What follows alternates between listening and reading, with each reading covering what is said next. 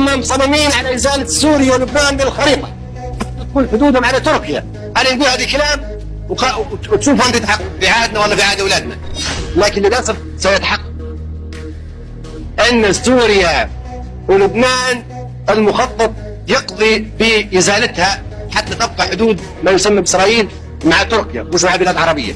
هم كاتبين الاسرائيليين بلقنه البلاد العربيه، يعني تفتيت بلقنه مصر، بلقنه سوريا. مصر دليل خريطه تصبح 4 دويلات، سوريا 5 دويلات صغيره، لبنان الصغير هذه قسمينها الى كومونات، دويلات، كنتونات.